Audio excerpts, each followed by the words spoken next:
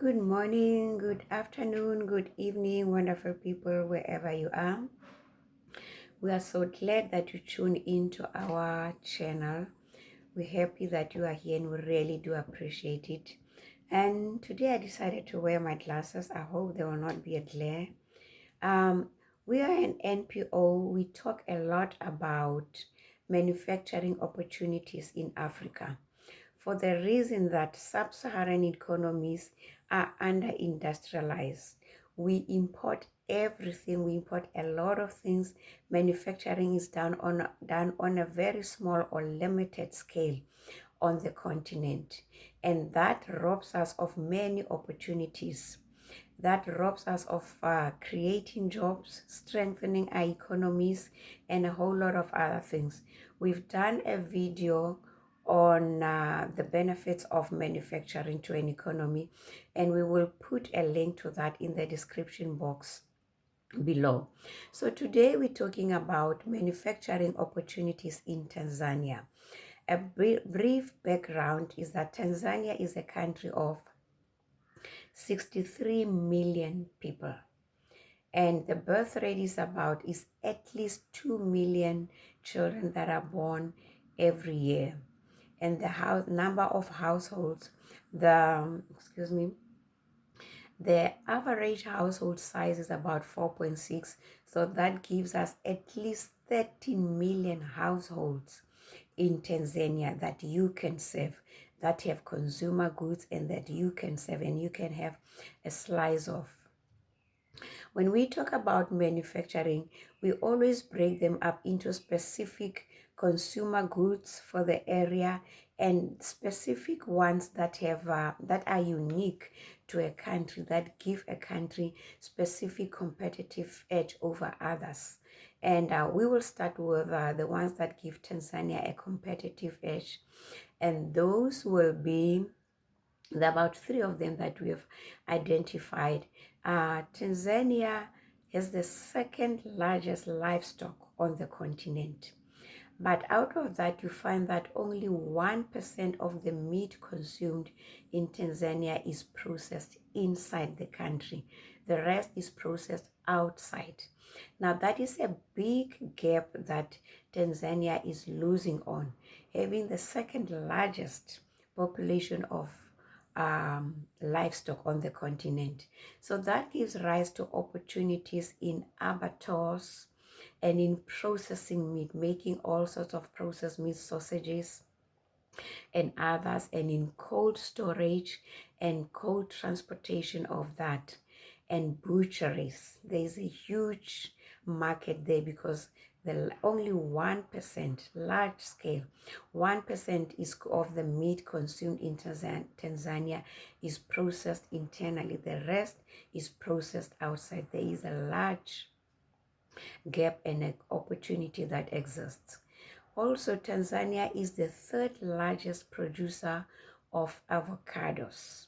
Now, they are exporting avocados to the Netherlands and to France, and there are other countries that are waiting, other countries that need to import. So the market is big there.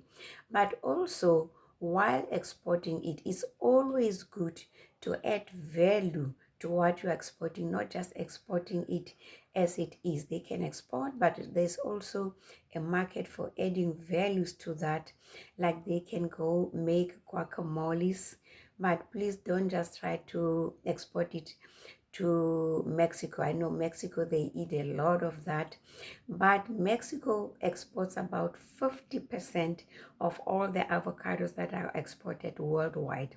So Mexico is not on the cards for exportation, but they can go make guacamoles, they can make dips, they can make hummus, they can make avo fries, they can make enchilada sauce, and find other places where these can be exported to, even exporting within Africa, because Africa is a big continent of 1.2 million people.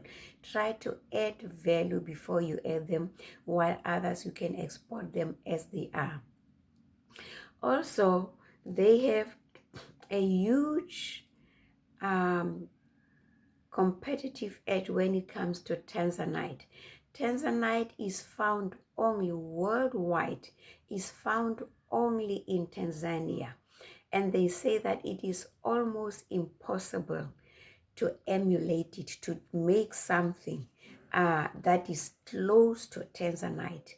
And in 10 to 12 years' time, they think that, or they estimate, forecast that it will be out, they will run out of the stocks, which will make it very, very expensive. And even today, while there are still stocks being mined, because of the value and the rare the rarity of the product, it ought to be very, very expensive. Tanzanite is a product that should be in the class of the Rolex watches and the Ferraris. It's something that is very rare, and according to the laws of economics that they teach us of demand and supply, and Tanzania being the only place that has Tanzanite, it ought to be very expensive and fetch more money than it is fetching at the moment. And local people ought to benefit from these things. Local people ought to benefit from, be the benefactors of the something that is very, very rare. And this is, they can learn the jewelry, learn how to make jewelry from Tanzanite and export it to other countries and to 1 or 10% of the very rich people to fetch the money that it deserves, and local people benefiting from that. Tanzanite is it is like rubies of Malawi. Out of all the 54 countries in Africa, only Malawi has rubies, and they ought to get money for that. Excuse me. It's also the same as argan oil that makes the skin very smooth as silk. It is only sourced from Morocco and Southeast Algeria. These are very rare, and they are high quality products that are not found anywhere, that are in good demand, that the local people also ought to benefit from. If they are not mining them, at least in buying them, making jewelry and selling them at a price that it ought to get, because in 10 to 12 years time, there will be no more Tanzanite, they tell us, and local people also ought to benefit from this. And then those were the competitive advantage, products that have that give a country competitive advantage over others. And local people, really, it is just not for local people. A large number or sizable number of local people ought to benefit from these things. And then there are consumer goods. Looking at consumer goods, those are the things that are needed on a daily basis. There are 13 million 600 and above households. What do the households need? They need food and beverages. Agriculture is another area that of where of opportunity exists. Food and beverages. Looking at what is consumed locally, and also appliances. These people need appliances. At least 45,000 students graduate from universities in Tanzania every year, getting ready to move out of their parents' houses to start life on their own. They need bedding, they need furniture, they need kitchen appliances, kettles, irons, and they need whatever you can think of that they need. That is an opportunity that you can make for them. There are about 60 million registered SIM cards in Tanzania. We understand that when there are 60 million registered SIM cards and there are 63 million, it means that some people have two phones, or some phones can take two SIM cards. But that tells you that number of people that have cell phones in Tanzania, they're in their millions. Say probably 50 million. Out of 50 million phones, we cannot just import the Samsungs and the Motorola's and the Huawei and the smartphones from Apple's. Let us also, as local people, benefit from these things.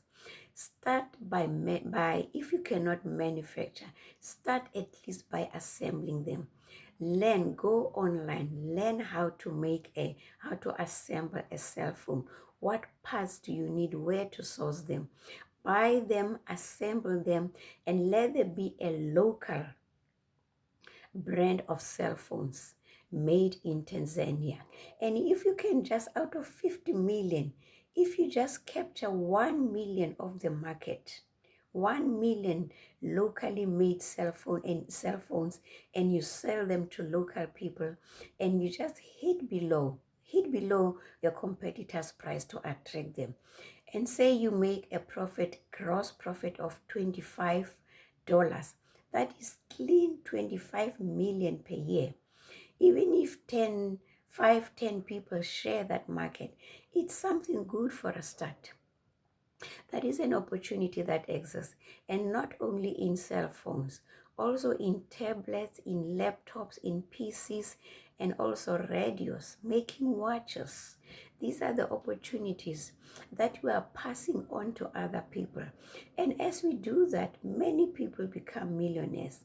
Their economies become strong, and they move into higher income economies, while we are not. And also, they are creating jobs, and in Africa, we need jobs.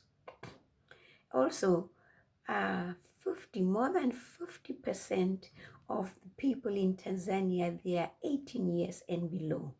Most of them, they are in school. What do they need? They need stationery, and making exercise books is so simple. They need stationery, they need pens, they need school uniforms. Make school uniforms for several schools, maybe 10, 20, 50, 60 schools. And even if you don't, you're not the only one making school uniforms. Making school uniforms maybe for one province or several districts within the province, you can make good, clean money. And you can find that 50, 60, 100, the market is big enough for 60 or 100, up to 100 people that are making school uniforms and making school pens and chalks and school bags and school shoes and stuff like that. The market is big. Let us not import what we have the ability to make and the technical skills needed to do these things. Is really not complicated. Let us also, there are at least 13 million households. What do they need? Let's go into cosmetics. They need soap. They need deodorants, underarm body deodorants. They need body lotions. They need toothpaste. Go online, learn how to make toothpaste. What are the ingredients needed, where to source them, and start making them. And China is making small manufacturing machinery, which really makes it possible and affordable for us to start these manufacturing businesses smaller. And Tanzania wants to be an industrialized nation by 2025, in just 2 years' time. So it means that they are investing in building factories. They are investing in infrastructure.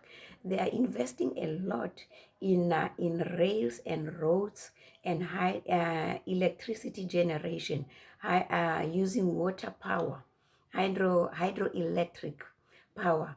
They're investing a lot. So there is no excuse really for Tanzanians. You cannot say we don't have infrastructure. The government is investing heavily in infrastructure. So, and the government, when invest in infrastructure, the government is not going to start enterprises.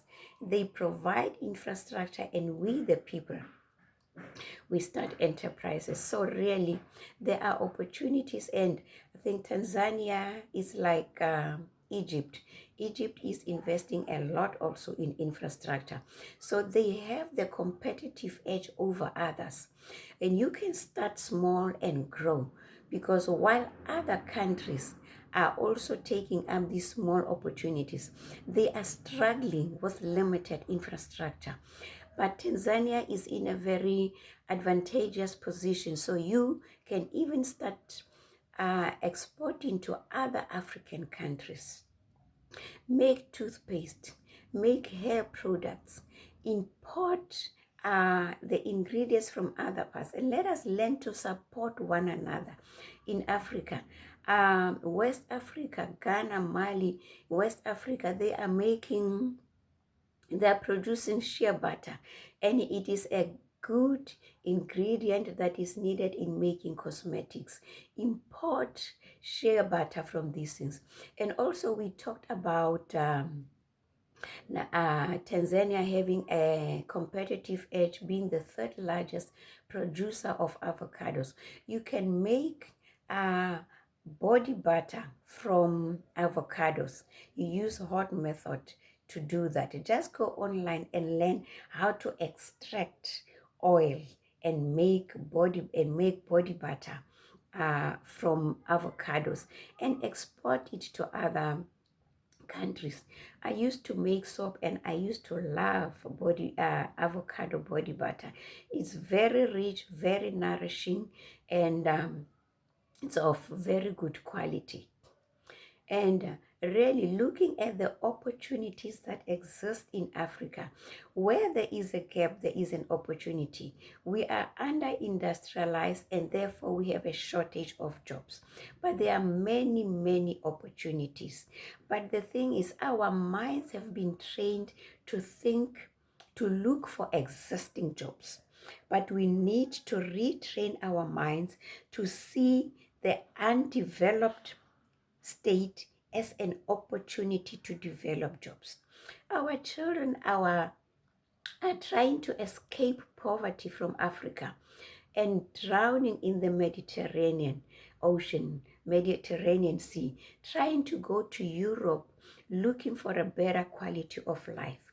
But as we take up enterprises in manufacturing, we are creating jobs for them. They don't have to cross the ocean and lose their lives.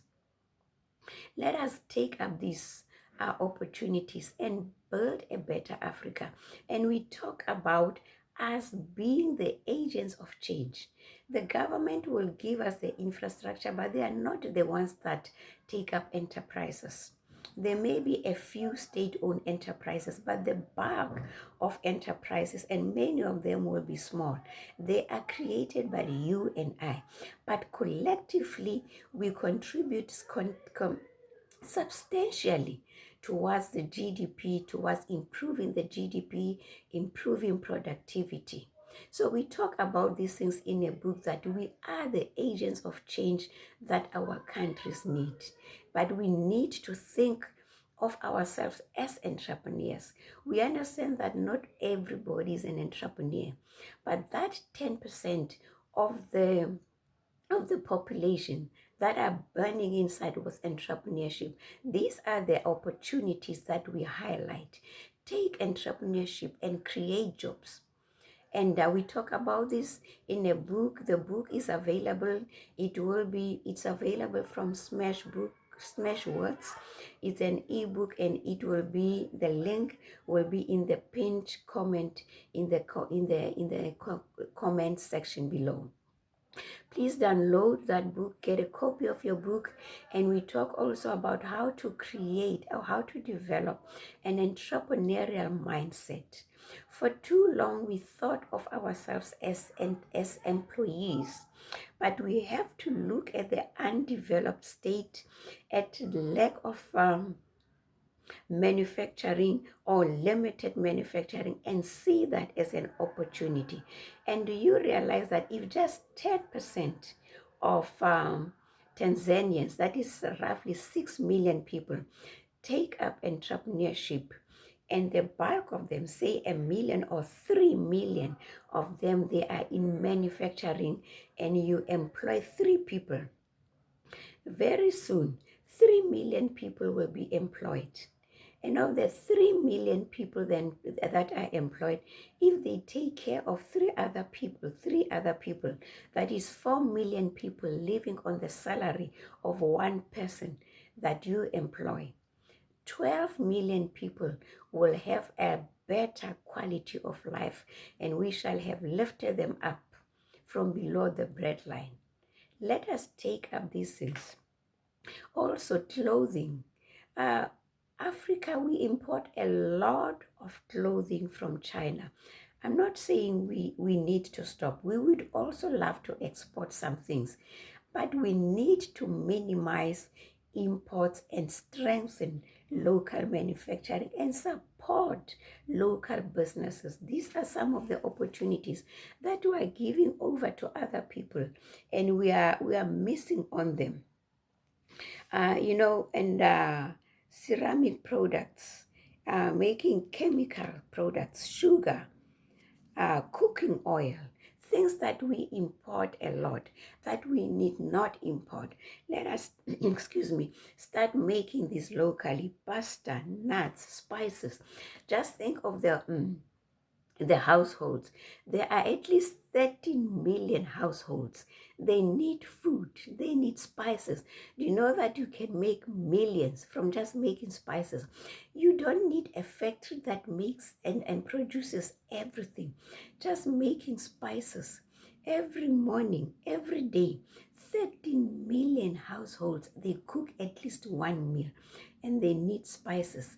And even if you don't, excuse me, even if you don't sell to 13 million, you may start small, you may not have the capacity to start big, but that slice of the market that you capture, it can give you clean good money, because there's always competitors. You cannot be the only one making that. Why do I say that? There is a lady in South Africa that I take inspiration from. She's making just one product, acha. Acha is a food condiment. You put it on your food and it gives it more flavor. She's making one product, selling in South Africa, exporting to Botswana and India, 3 countries out of 200 countries. She is a millionaire. She made millions from just one product. And the nice thing about food is that it is a recurring thing. Every month you are sure of selling something because it's food. People need it on a daily basis. So these are the opportunities that we could find, that we pass on to other people. Let us benefit. Let us not just be the consumers and import and make another country rich. Let us benefit as local people from our economy. And like we said, it is worth repeating because it's something that we need to take advantage of.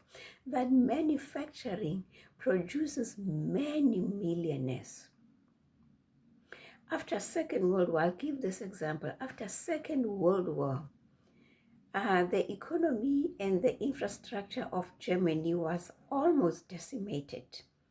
The economist, national economist, Mr. Eckhart, and the Minister of Economic Affairs, they prohibited monopolies and cartels, oligopolies, to spread the benefits of manufacturing to as many people in the country as possible. And look at the economy of Germany today. There are only 83 million people, but they have a strong economy of 4 trillion, 4.3 trillion. They allowed as many people as possible to take part in manufacturing and become millionaires. So these are the opportunities that we bring, that we highlight and bring to our people, that you can go into manufacturing these things and create employment. 50% of the population of Africa lives below the breadline as a result of high unemployment. Nobody's going to come into Africa and create jobs for us. We are the ones that are going to create jobs. Let us go into manufacturing. We highlight these things for a reason, so that you see the opportunity, you research it further, how the technical part of it, how to do it. And then you draw up a business plan, get a venture capitalist, go into partnership with them and make these things, and buy machinery, small manufacturing machinery from China, which now makes owning a factory not something that requires millions and millions of money, but you can start small and grow from there. That's it, our wonderful people. These are the opportunities that we brought to you. Please, if you like this video, like it, subscribe, and share it with other people. The opportunities are many. Don't keep it to yourself. The opportunities are many for many, many more people, many more millions, probably 1 million or up to 6 million. So please do share this video with others. And as you take up your place in your economy, we wish you all of the best. We wish you to see you become a millionaire and create jobs for other people. And we love you and see you in the next video. And for now, bye-bye.